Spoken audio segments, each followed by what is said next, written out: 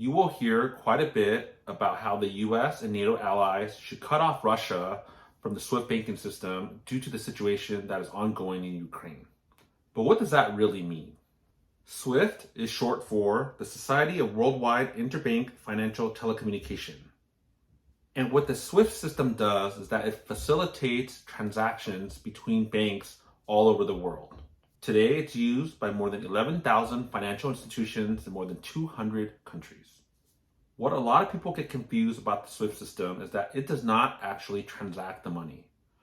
All it is essentially a messaging system, and more than 40 million messages are swapped between financial institutions on a daily basis. Every financial institution, bank, brokerage, etc., essentially has an 8-digit code, with 4 more digits that are essentially optional.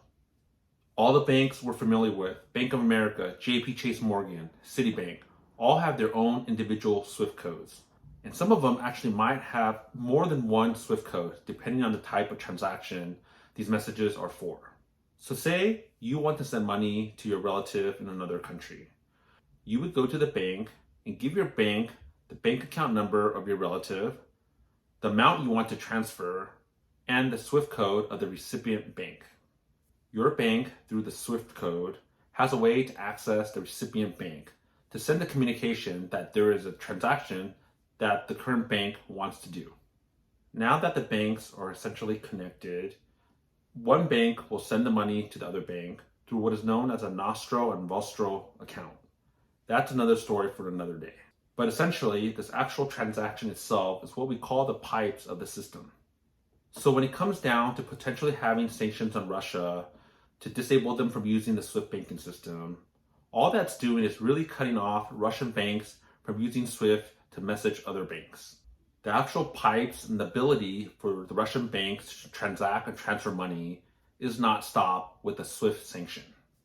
If Russia or its banks are aware of the potential of a SWIFT sanction, they could develop new systems or ways to message other banks. And once connected, they can still transact funds between the two banks. Of course, being cut off from the SWIFT system will make this process or limit the amount of banks that Russian banks could send to, but transactions still can happen due to the pipes still being open. Now, today you must have heard that the Biden administration sanctioned 4 specific banks. And with these sanctions, they literally are sanctioning against the pipes that transfer money between Russia banks and Western countries. So that pretty much explains what the SWIFT system is in a jiffy. Hope you guys learned something new, and now you'll know what people are talking about when they talk about the SWIFT system. Thank you guys for listening. I'll see you guys next one.